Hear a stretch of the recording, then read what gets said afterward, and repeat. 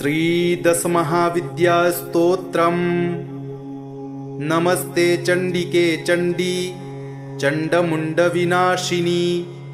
नमस्ते कालिके काल महाभयविनाशिनी।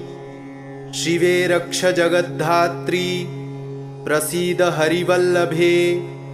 प्रणमामि जगद्धात्रीं जगत्पालनकारिणीं। जगच्छोभकरीं विद्यां जगत्सृष्टिविधायिनीं। करालां विकटाघोरां मुण्डमालाविभूषितां। हरार्चितां हराराध्यां नमामि हरवल्लभां। गौरीं गुरुप्रियां गौर वरदालङ्कारभूषितां। हरिप्रियां महामायां नमामि ब्रह्मपूजितां। सिद्धां सिद्धेश्वरीं सिद्ध विद्याधरगणैर्युतां। मन्त्रसिद्धिप्रदां योनि सिद्धिदां लिङ्गशोभितां। प्रणमामि महामायां दुर्गा दुर्गतिनाशिनीं। उग्रामुग्रमयीमुग्र तारामुग्रगणैर्युतां। नीलां नीलघनश्यामां नमामि नीलसुन्दरीं। श्यामाङ्गीं श्यामघटिकां श्यामवर्णविभूषितां। प्रणमामि जगद्धात्रीं गौरीं सर्वार्थसाधिनीं। विश्वेश्वरीं महाघोरां विकटां घोरनादिनीं। आद्यामाद्यगुरोराद्या माद्यानाथ प्रपूजितां। श्रीदुर्गां धनदामन्न पूर्णां पद्मां सुरेश्वरीं। प्रणमामि जगद्धात्रीं चन्द्रशेखरवल्लभां। त्रिपुरां सुन्दरीं बाला मबलागणभूषितां। शिवदूतीं शिवाराध्यां शिवध्येयां सनातनीं। सुन्दरीं तारणीं सर्व शिवागणविभूषितां। नारायणीं विष्णुपूज्यां ब्रह्मविष्णुहरप्रियां। सर्वसिद्धिप्रदां नित्या मनित्यगणवर्जितां। सगुणां निर्गुणां ध्येया मर्चितां सर्वसिद्धिदां। विद्यां सिद्धिप्रदां विद्यां महाविद्यामहेश्वरीं। महेशं भक्तां माहेशीं महाकालप्रपूजितां। प्रणमामि जगद्धात्रीं शुम्भासुरविमर्दिनीं। रक्तप्रियां रक्तवर्णां रक्तबीजविमर्दिनीं। भैरवीं भुवनादेवीं लोलजिह्वां सुरेश्वरीं। चतुर्भुजां दशभुजामष्टादशभुजां शुभां। त्रिपुरेशीं विश्वनाथ प्रियां विश्वेश्वरीं शिवां। अट्टहासामट्टहास प्रियां धूम्रविनाशिनीं। कमलां छिन्नमस्तां च मातङ्गीं सुरसुन्दरीं। षोडशीं विजयां भीमां धूम्रां च बगलामुखीं। सर्वसिद्धिप्रदां सर्वविद्यामन्त्रविशोधिनीं। प्रणमामि जगत्तारां सारं मन्त्रसिद्धये। इत्येवं वरारोहे स्तोत्रं सिद्धिकरं प्रियं। पठित्वा मोक्षमाप्नोति सत्यं वै गिरिनन्दिनी। कुजवारे चतुर्दश्या ममायां जीववासरे। शुक्रे निशिगते स्तोत्रं पठित्वा मोक्षमाप्नुयात्। त्रिपक्षे मन्त्रसिद्धिः स्यात् स्तोत्रपाठाद्धिशङ्करी। चतुर्दश्यां निशाभागे शनिभौमदिने तथा निशामुखे पठेत् स्तोत्रं मन्त्रसिद्धिमवाप्नुयात्। केवलं स्तोत्रपाठाद्धि मन्त्रसिद्धिरनुत्तमा। जागर्ति सततं चण्डी स्तोत्रपाठात् भुजङ्गिनी। नमस्ते चण्डिके चण्डी चण्डमुण्डविनाशिनी। नमस्ते कालिके काल महाभयविनाशिनी। शिवे रक्ष जगद्धात्री प्रसीद हरिवल्लभे। प्रणमामि जगद्धात्रीं जगत्पालनकारिणीं। जगच्छोभकरीं विद्यां जगत्सृष्टिविधायिनीं। करालां विकटाघोरां मुण्डमालाविभूषितां। हरार्चितां हराराध्यां नमामि हरवल्लभां। गौरीं गुरुप्रियां गौर वरडालङ्कारभूषितां। हरिप्रियां महामायां नमामि ब्रह्मपूजितां। सिद्धां सिद्धेश्वरीं सिद्ध विद्याधरगणैर्युतां। मन्त्रसिद्धिप्रदां योनि सिद्धिदां लिङ्गशोभितां। प्रणमामि महामायां दुर्गा दुर्गतिनाशिनीम्। उग्रामुग्रमयीमुग्र तारामुग्रगणैर्युतां। नीलां नीलघनश्यामां नमामि नीलसुन्दरीं। श्यामाङ्गीं श्यामघटिकां श्यामवर्णविभूषितां। प्रणमामि जगद्धात्रीं गौरीं सर्वार्थसाधिनीं। विश्वेश्वरीं महाघोरां विकटां घोरनादिनीम्। आद्यामाद्यगुरोराद्या माद्यानाथ प्रपूजितां। श्रीदुर्गां धनदामन्न पूर्णां पद्मां सुरेश्वरीं। प्रणमामि जगद्धात्रीं चन्द्रशेखरवल्लभां। त्रिपुरां सुन्दरीं बाला मबलागणभूषितां। शिवदूतीं शिवाराध्यां शिवध्येयां सनातनीं। सुन्दरीं तारणीं सर्व शिवागणविभूषितां। नारायणीं विष्णुपूज्यां ब्रह्मविष्णुहरप्रियां। सर्वसिद्धिप्रदां नित्या मनित्यगणवर्जितां। सगुणां निर्गुणां ध्येया मर्चितां सर्वसिद्धिदां। विद्यां सिद्धिप्रदां विद्यां महाविद्यामहेश्वरीं। महेशं भक्तां माहेशीं महाकालप्रपूजितां। प्रणमामि जगद्धात्रीं शुम्भासुरविमर्दिनीं। रक्तप्रियां रक्तवर्णां रक्तबीजविमर्दिनीं। भैरवीं भुवनादेवीं लोलजिह्वां सुरेश्वरीं। चतुर्भुजां दशभुजा मष्टादशभुजां शुभां। त्रिपुरेशीं विश्वनाथ प्रियां विश्वेश्वरीं शिवाम्।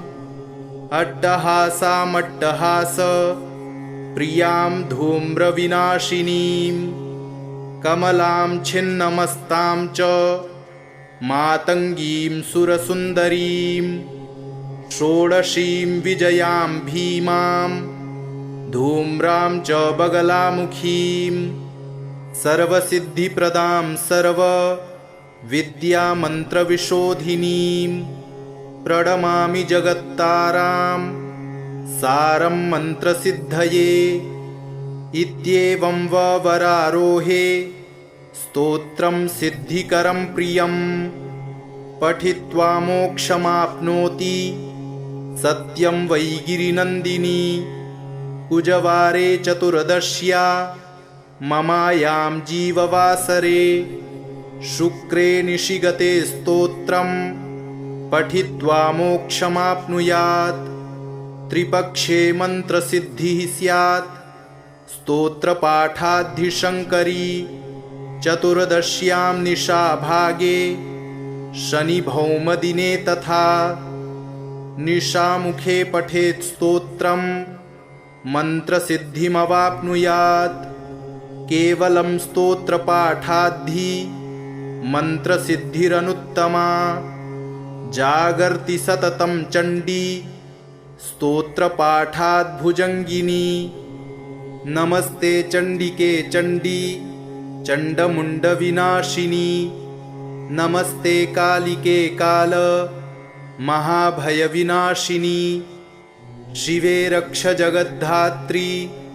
प्रसीद हरिवल्लभे प्रणमामि जगद्धात्रीं जगत्पालनकारिणीं जगच्छोभकरीं विद्यां जगत्सृष्टिविधायिनीं करालां विकटाघोरां मुण्डमालाविभूषितां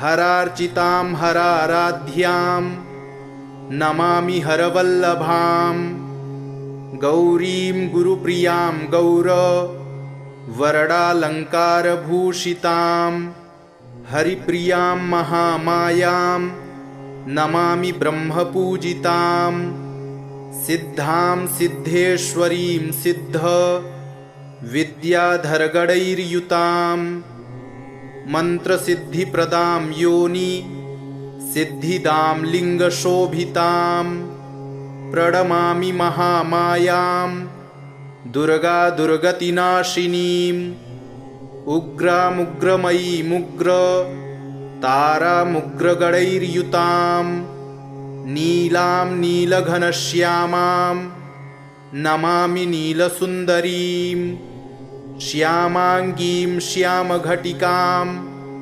श्यामवर्णविभूषितां प्रणमामि जगद्धात्रीं गौरीं सर्वार्थसाधिनीं विश्वेश्वरीं महाघोरां विकटां घोरनादिनीं आद्यामाद्यगुरोराद्या माद्यानाथ प्रपूजितां श्रीदुर्गां धनदामन्न पूर्णां पद्मां सुरेश्वरीं प्रणमामि जगद्धात्रीं चन्द्रशेखरवल्लभां त्रिपुरां सुन्दरीं बाला मबलागणभूषितां शिवदूतीं शिवाराध्यां शिवध्येयां सनातनीं सुन्दरीं तारणीं सर्व शिवागणविभूषितां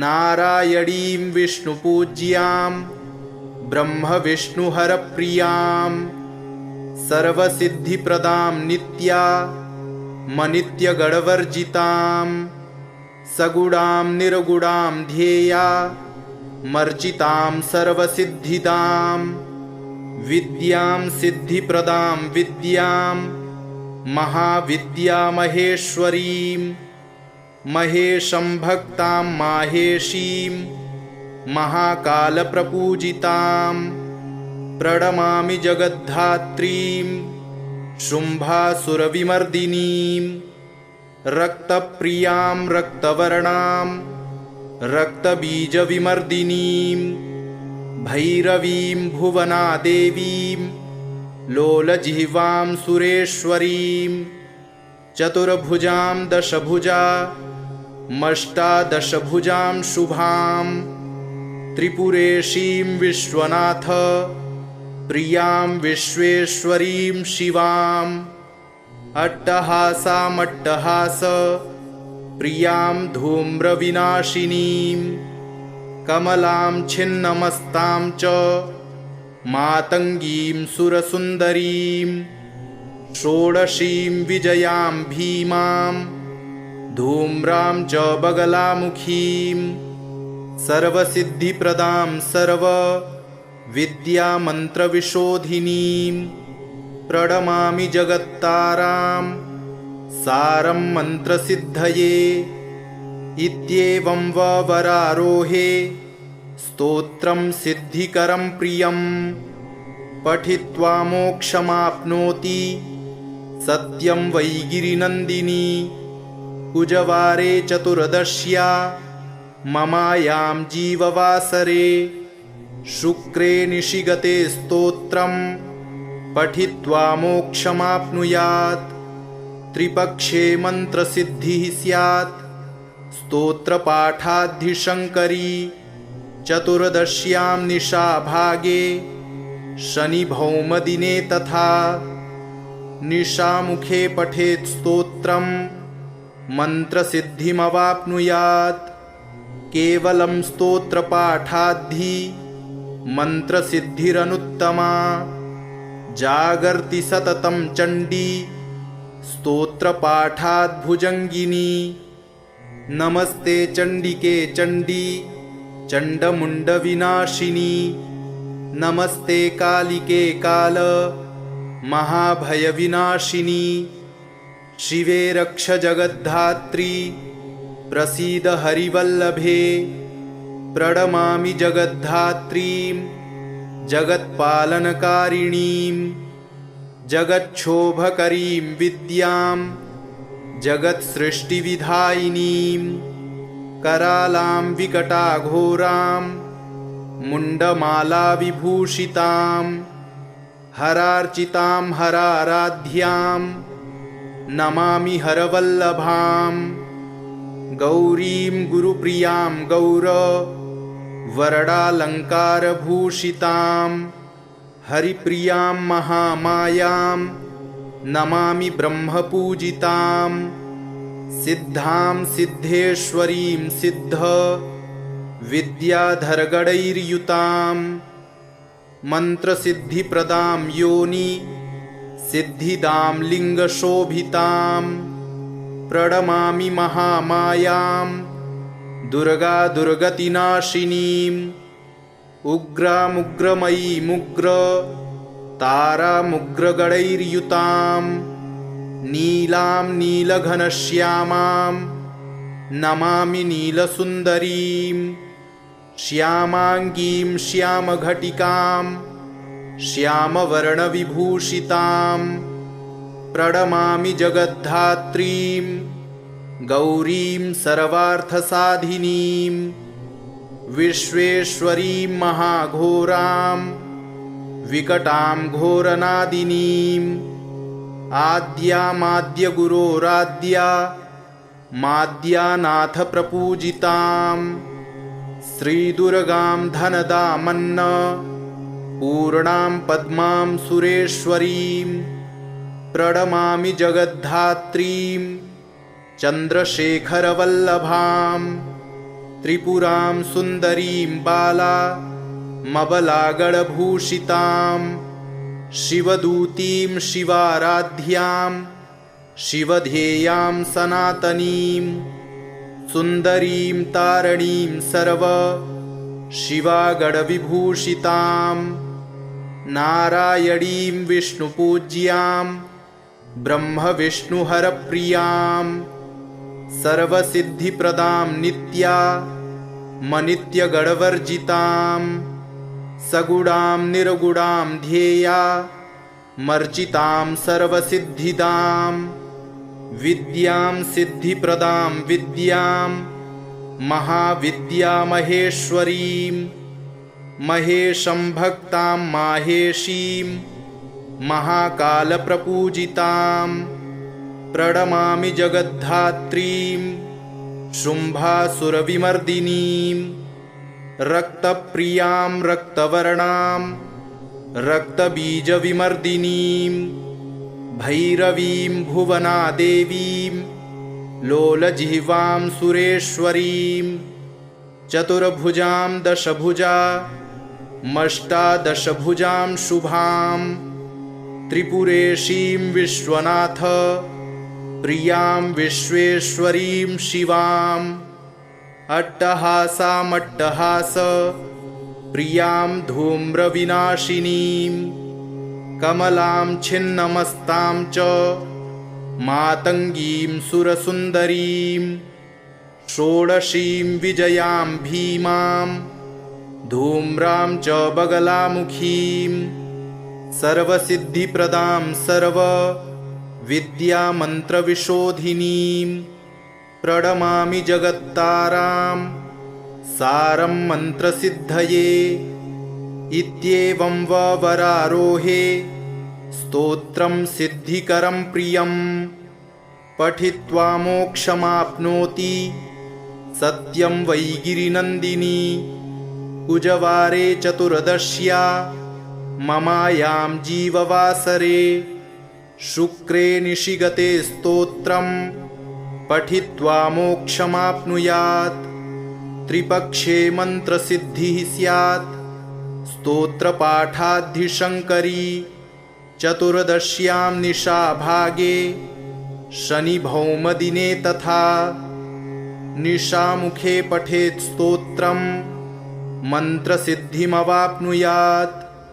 केवलं स्तोत्रपाठाद्धि मन्त्रसिद्धिरनुत्तमा। जागर्ति सततं चण्डी स्तोत्रपाठाद्भुजङ्गिनी। नमस्ते चण्डिके चण्डी चण्डमुण्डविनाशिनी। नमस्ते कालिके काल महाभयविनाशिनी। शिवे रक्ष जगद्धात्री प्रसीद हरिवल्लभे। प्रणमामि जगद्धात्रीं जगत्पालनकारिणीं जगच्छोभकरीं विद्यां जगत्सृष्टिविधायिनीं। करालां विकटाघोरां मुण्डमालाविभूषितां हरार्चितां हराराध्यां नमामि हरवल्लभां। गौरीं गुरुप्रियां गौर वरडालङ्कारभूषितां हरिप्रियां महामायां नमामि ब्रह्मपूजितां। सिद्धां सिद्धेश्वरीं सिद्ध विद्याधरगणैर्युतां मन्त्रसिद्धिप्रदां योनि सिद्धिदां लिङ्गशोभितां। प्रणमामि महामायां दुर्गा दुर्गतिनाशिनीं। उग्रामुग्रमयीमुग्र तारामुग्रगणैर्युतां नीलां नीलघनश्यामां नमामि नीलसुन्दरीं। श्यामाङ्गीं श्यामघटिकां श्यामवर्णविभूषितां प्रणमामि जगद्धात्रीं गौरीं सर्वार्थसाधिनीं। विश्वेश्वरीं महाघोरां विकटां घोरनादिनीं। आद्यामाद्यगुरोराद्या माद्यानाथ प्रपूजितां। श्रीदुर्गां धनदामन्न पूर्णां पद्मां सुरेश्वरीं। प्रणमामि जगद्धात्रीं चन्द्रशेखरवल्लभां। त्रिपुरां सुन्दरीं बाला मबलागणभूषितां। शिवदूतीं शिवाराध्यां शिवध्येयां सनातनीं। सुन्दरीं तारणीं सर्व शिवागणविभूषितां। नारायणीं विष्णुपूज्यां ब्रह्मविष्णुहरप्रियां। सर्वसिद्धिप्रदां नित्या मनित्यगणवर्जितां। सगुणां निर्गुणां ध्येया मर्चितां सर्वसिद्धिदां।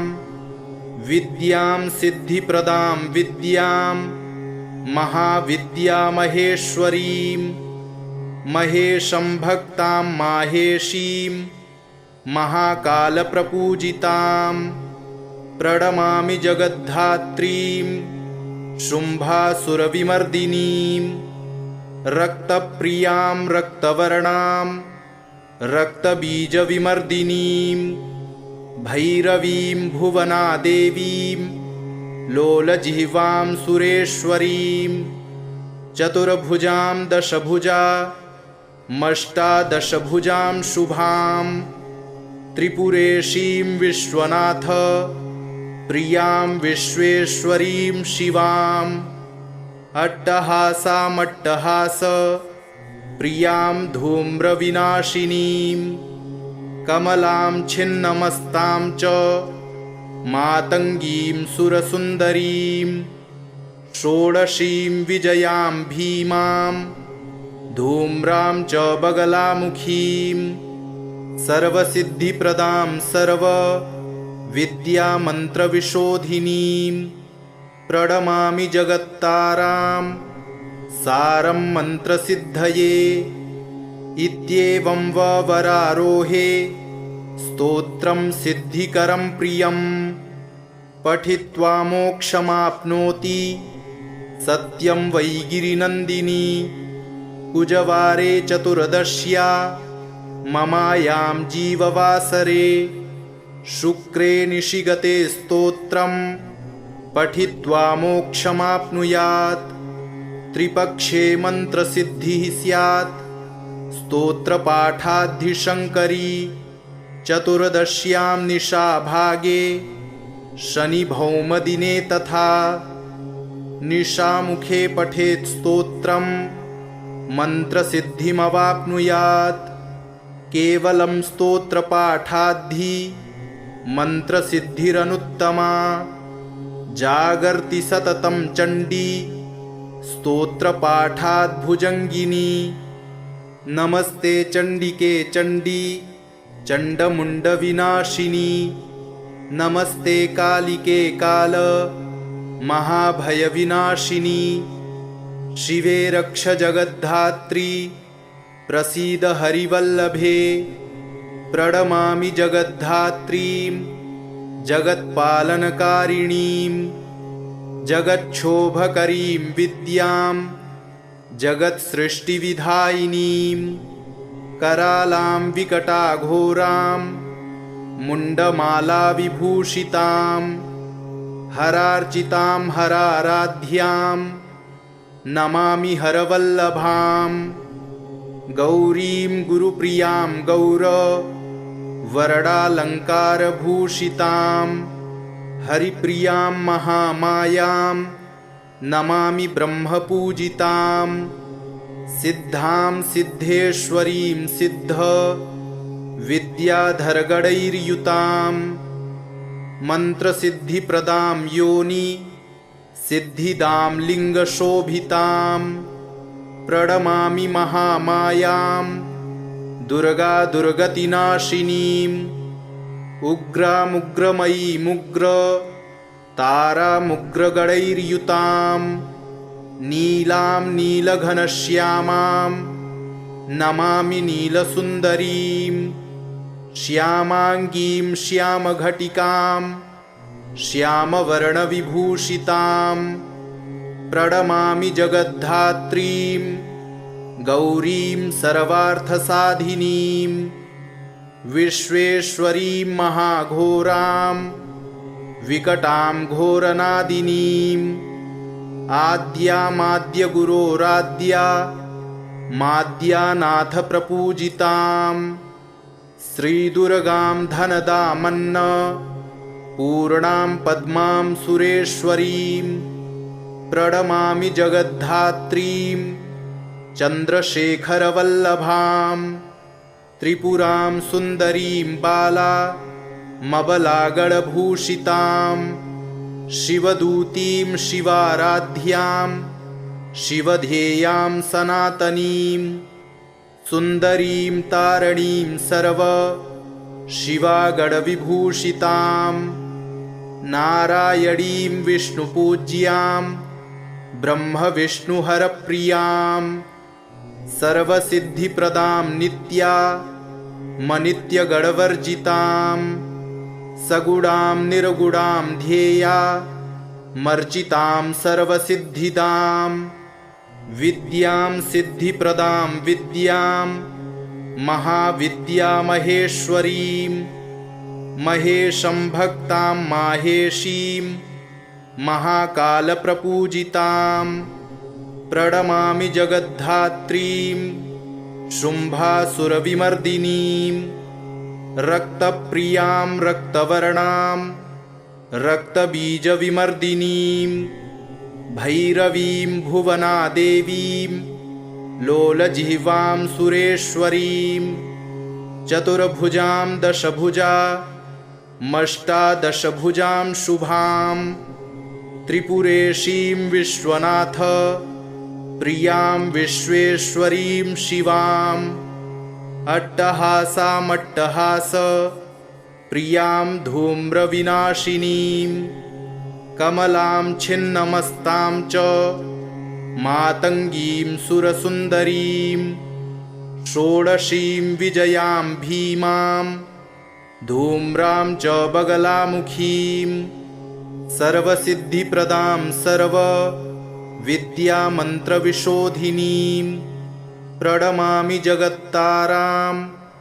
सारं मन्त्रसिद्धये इत्येवं वरारोहे स्तोत्रं सिद्धिकरं प्रियं पठित्वा मोक्षमाप्नोति सत्यं वै गिरिनन्दिनी कुजवारे चतुर्दश्या ममायां जीववासरे शुक्रे निशिगते स्तोत्रं पठित्वा मोक्षमाप्नुयात् त्रिपक्षे मन्त्रसिद्धिः स्यात् स्तोत्रपाठाद्धिशङ्करी चतुर्दश्यां निशाभागे शनिभौमदिने तथा निशामुखे पठेत् स्तोत्रं मन्त्रसिद्धिमवाप्नुयात् केवलं स्तोत्रपाठाद्धि मन्त्रसिद्धिरनुत्तमा जागर्ति सततं चण्डी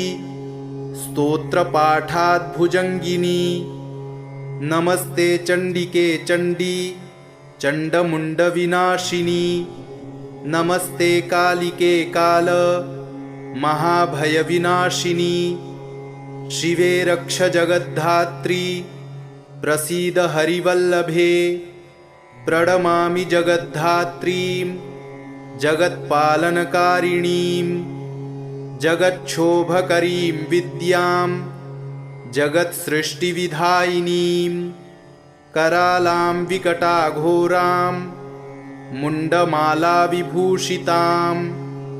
हरार्चितां हराराध्यां नमामि हरवल्लभां गौरीं गुरुप्रियां वरडालङ्कारभूषितां हरिप्रियां महामायां नमामि ब्रह्मपूजितां सिद्धां सिद्धेश्वरीं सिद्ध विद्याधरगणैर्युतां मन्त्रसिद्धिप्रदां योनि सिद्धिदां लिङ्गशोभितां प्रणमामि महामायां दुर्गा दुर्गतिनाशिनीम् उग्रामुग्रमयीमुग्र तारामुग्रगणैर्युतां नीलां नीलघनश्यामां नमामि नीलसुन्दरीं श्यामाङ्गीं श्यामघटिकां श्यामवर्णविभूषितां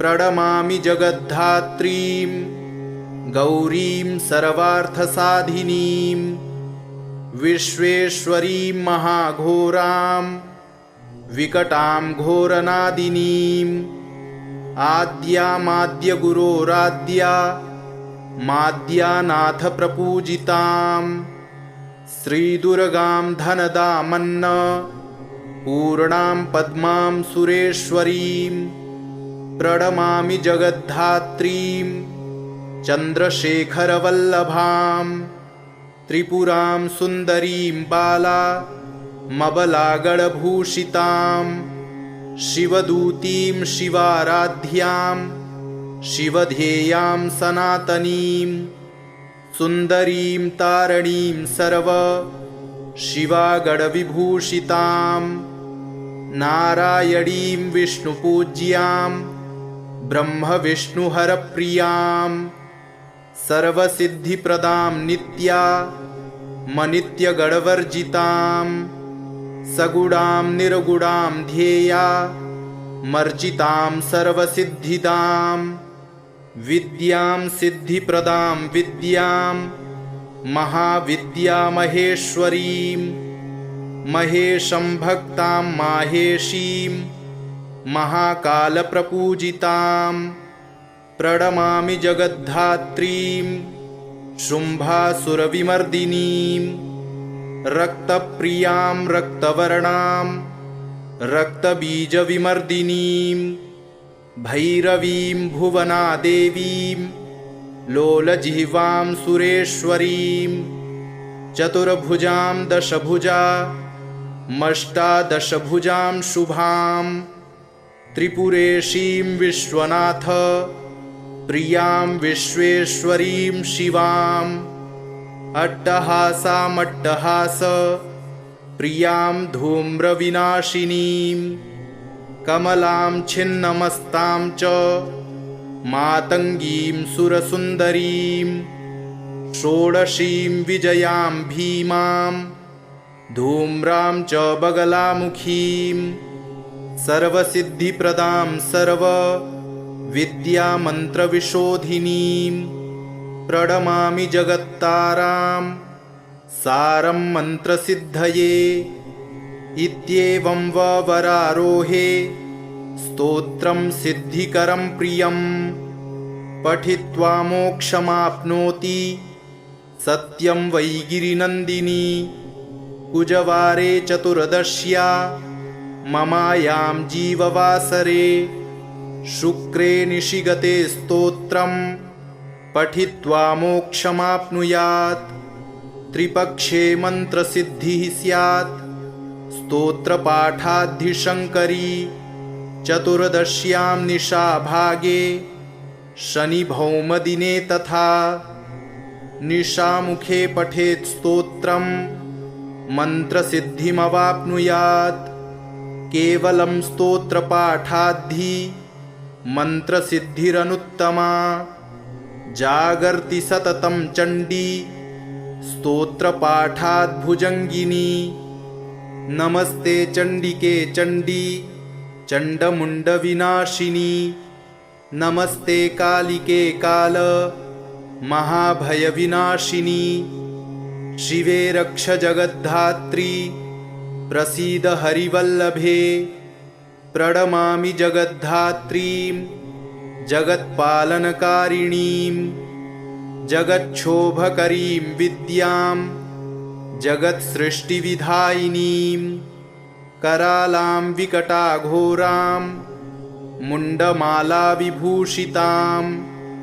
हरार्चितां हराराध्यां नमामि हरवल्लभां गौरीं गुरुप्रियां गौर वरडालङ्कारभूषितां हरिप्रियां महामायां नमामि ब्रह्मपूजितां सिद्धां सिद्धेश्वरीं सिद्ध विद्याधरगणैर्युतां मन्त्रसिद्धिप्रदां योनि सिद्धिदां लिङ्गशोभितां प्रणमामि महामायां दुर्गा दुर्गतिनाशिनीं उग्रामुग्रमयीमुग्र तारामुग्रगणैर्युतां नीलां नीलघनश्यामां नमामि नीलसुन्दरीं श्यामाङ्गीं श्यामघटिकां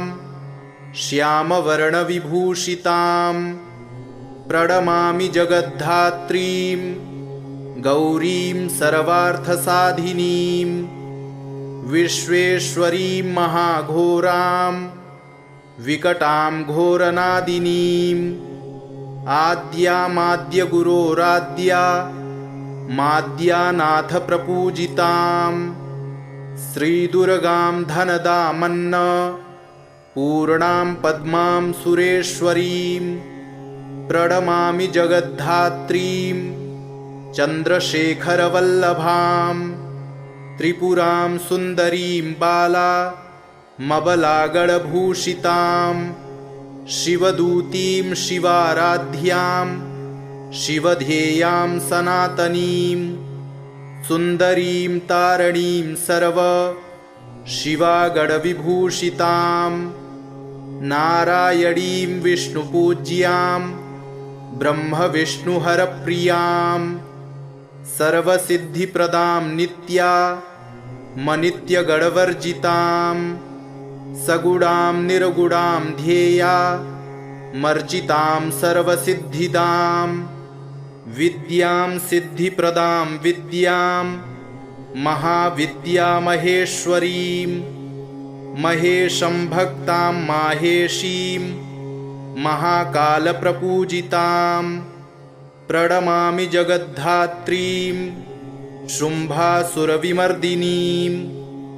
रक्तप्रियां रक्तवर्णां रक्तबीजविमर्दिनीं भैरवीं भुवनादेवीं लोलजिह्वां सुरेश्वरीं चतुर्भुजां दशभुजामष्टादशभुजां शुभां त्रिपुरेशीं विश्वनाथ प्रियां विश्वेश्वरीं शिवाम् अट्टहासामट्टहास प्रियां धूम्रविनाशिनीं कमलां छिन्नमस्तां च मातङ्गीं सुरसुन्दरीं षोडशीं विजयां भीमां धूम्रां च बगलामुखीं सर्वसिद्धिप्रदां सर्वविद्यामन्त्रविशोधिनीं प्रणमामि जगत्तारां सारं मन्त्रसिद्धये इत्येवं वरारोहे स्तोत्रं सिद्धिकरं प्रियं पठित्वा मोक्षमाप्नोति सत्यं वै गिरिनन्दिनी कुजवारे चतुर्दश्या ममायां जीववासरे शुक्रे निशिगते स्तोत्रं पठित्वा मोक्षमाप्नुयात् त्रिपक्षे मन्त्रसिद्धिः स्यात् स्तोत्रपाठाद्धिशङ्करी चतुर्दश्यां निशाभागे शनिभौमदिने तथा निशामुखे पठेत् स्तोत्रं मन्त्रसिद्धिमवाप्नुयात् केवलं स्तोत्रपाठाद्धि मन्त्रसिद्धिरनुत्तमा जागर्ति सततं चण्डी स्तोत्रपाठाद्भुजङ्गिनी नमस्ते चण्डिके चण्डी चण्डमुण्डविनाशिनी नमस्ते कालिके काल महाभयविनाशिनी शिवे रक्ष जगद्धात्री प्रसीद हरिवल्लभे प्रणमामि जगद्धात्रीं जगत्पालनकारिणीं जगच्छोभकरीं विद्यां जगत्सृष्टिविधायिनीं करालां विकटाघोरां मुण्डमालाविभूषितां हरार्चितां हराराध्यां नमामि हरवल्लभां गौरीं गुरुप्रियां वरडालङ्कारभूषितां हरिप्रियां महामायां नमामि ब्रह्मपूजितां सिद्धां सिद्धेश्वरीं सिद्ध विद्याधरगणैर्युतां मन्त्रसिद्धिप्रदां योनि सिद्धिदां लिङ्गशोभितां प्रणमामि महामायां दुर्गा दुर्गतिनाशिनीं उग्रामुग्रमयीमुग्र तारामुग्रगणैर्युतां नीलां नीलघनश्यामां नमामि नीलसुन्दरीं श्यामाङ्गीं श्यामघटिकां श्यामवर्णविभूषितां प्रणमामि जगद्धात्रीं गौरीं सर्वार्थसाधिनीं विश्वेश्वरीं महाघोरां विकटां घोरनादिनीं आद्यामाद्यगुरोराद्या माद्यानाथप्रपूजितां श्रीदुर्गां धनदामन्न पूर्णां पद्मां सुरेश्वरीं प्रणमामि जगद्धात्रीं चन्द्रशेखरवल्लभां त्रिपुरां सुन्दरीं बालामबलागणभूषितां शिवदूतीं शिवाराध्यां शिवध्येयां सनातनीं सुन्दरीं तारणीं सर्व शिवागणविभूषितां नारायणीं विष्णुपूज्यां ब्रह्मविष्णुहरप्रियां सर्वसिद्धिप्रदां नित्यामनित्यगणवर्जितां सगुणां निर्गुणां ध्येयामर्चितां सर्वसिद्धिदां विद्यां सिद्धिप्रदां विद्यां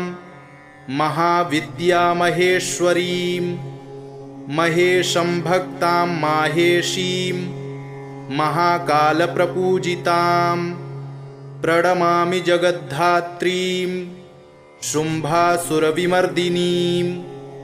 रक्तप्रियां रक्तवर्णां रक्तबीजविमर्दिनीं भैरवीं भुवनादेवीं लोलजिह्वां सुरेश्वरीं चतुर्भुजां दशभुजामष्टादशभुजां शुभां त्रिपुरेशीं विश्वनाथ प्रियां विश्वेश्वरीं शिवां अट्टहासामट्टहास प्रियां धूम्रविनाशिनीं कमलां छिन्नमस्तां च मातङ्गीं सुरसुन्दरीं षोडशीं विजयां भीमां धूम्रां च बगलामुखीं सर्वसिद्धिप्रदां सर्वविद्यामन्त्रविशोधिनीं प्रणमामि जगत्तारां सारं मन्त्रसिद्धये इत्येवं वरारोहे स्तोत्रं सिद्धिकरं प्रियं पठित्वा मोक्षमाप्नोति सत्यं वै गिरिनन्दिनी कुजवारे चतुर्दश्या ममायां जीववासरे शुक्रे निशिगते स्तोत्रं पठित्वा मोक्षमाप्नुयात् त्रिपक्षे मन्त्रसिद्धिः स्यात् स्तोत्रपाठाद्धिशङ्करी चतुर्दश्यां निशाभागे शनिभौमदिने तथा निशामुखे पठेत् स्तोत्रं मन्त्रसिद्धिमवाप्नुयात् केवलं स्तोत्रपाठाद्धि मन्त्रसिद्धिरनुत्तमा जागर्ति सततं चण्डी स्तोत्रपाठाद्भुजङ्गिनी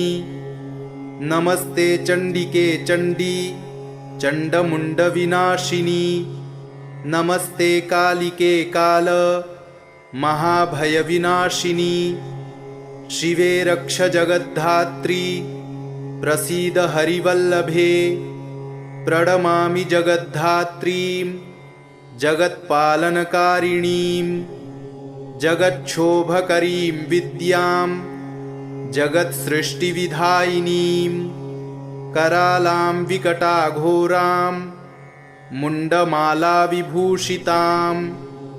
हरार्चितां हराराध्यां नमामि हरवल्लभां गौरीं गुरुप्रियां वरडालङ्कारभूषितां हरिप्रियां महामायां नमामि ब्रह्मपूजितां सिद्धां सिद्धेश्वरीं सिद्ध विद्याधरगणैर्युतां मन्त्रसिद्धिप्रदां योनि सिद्धिदां लिङ्गशोभितां प्रणमामि महामायां दुर्गा दुर्गतिनाशिनीं उग्रामुग्रमयीमुग्र तारामुग्रगणैर्युतां नीलां नीलघनश्यामां नमामि नीलसुन्दरीं श्यामाङ्गीं श्यामघटिकां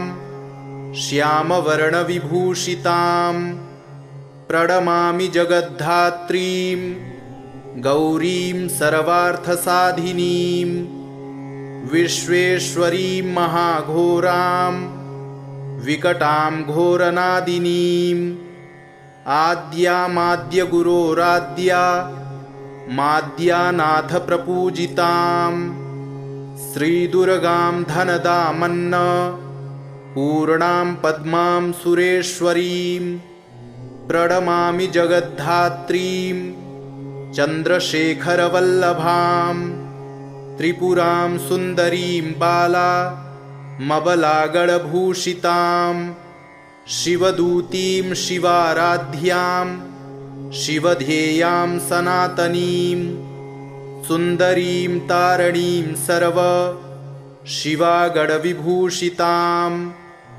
नारायणीं विष्णुपूज्यां ब्रह्मविष्णुहरप्रियां सर्वसिद्धिप्रदां नित्यामनित्यगणवर्जितां सगुणां निर्गुणां ध्येया मर्चितां सर्वसिद्धिदां विद्यां सिद्धिप्रदां विद्यां महाविद्यामहेश्वरीं महेशं भक्तां माहेशीं महाकालप्रपूजितां प्रणमामि जगद्धात्रीं शुम्भासुरविमर्दिनीं रक्तप्रियां रक्तवर्णां रक्तबीजविमर्दिनीं भैरवीं भुवनादेवीं लोलजिह्वां सुरेश्वरीं चतुर्भुजां दशभुजामष्टादशभुजां शुभां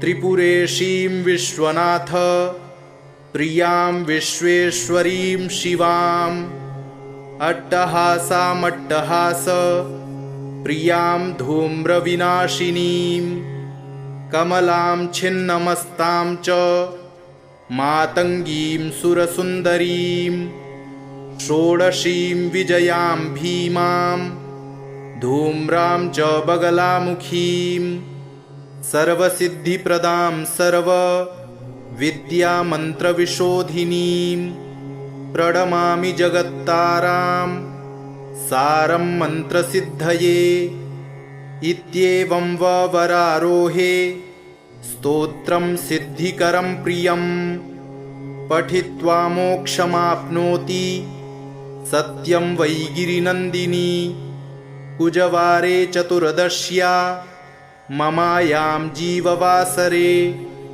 शुक्रे निशिगते स्तोत्रं पठित्वा मोक्षमाप्नुयात् त्रिपक्षे मन्त्रसिद्धिः स्यात् स्तोत्रपाठाद्धिशङ्करी चतुर्दश्यां निशाभागे शनिभौमदिने तथा निशामुखे पठेत् स्तोत्रं मन्त्रसिद्धिमवाप्नुयात् केवलं स्तोत्रपाठाद्धि मन्त्रसिद्धिरनुत्तमा जागर्ति सततं चण्डी स्तोत्रपाठाद्भुजङ्गिनी नमस्ते चण्डिके चण्डी चण्डमुण्डविनाशिनी नमस्ते कालिके काल महाभयविनाशिनी शिवे रक्ष जगद्धात्री प्रसीद हरिवल्लभे प्रणमामि जगद्धात्रीं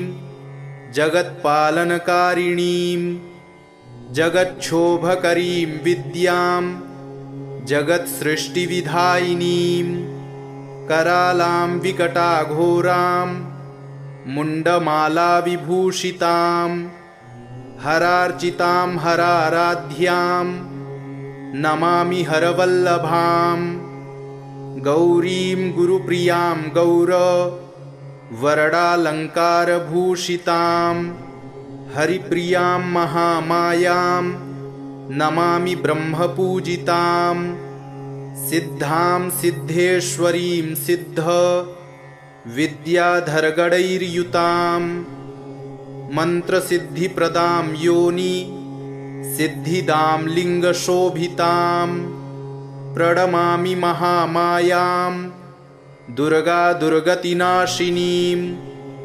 उग्रामुग्रमयीमुग्र तारामुग्रगणैर्युतां नीलां नीलघनश्यामां नमामि नीलसुन्दरीं श्यामाङ्गीं श्यामघटिकां श्यामवर्णविभूषितां प्रणमामि जगद्धात्रीं गौरीं सर्वार्थसाधिनीं विश्वेश्वरीं महाघोरां विकटां घोरनादिनीं आद्यामाद्यगुरोराद्या माद्यानाथ प्रपूजितां श्रीदुर्गां धनदामन्न पूर्णां पद्मां सुरेश्वरीं प्रणमामि जगद्धात्रीं चन्द्रशेखरवल्लभां त्रिपुरां सुन्दरीं बालामबलागणभूषितां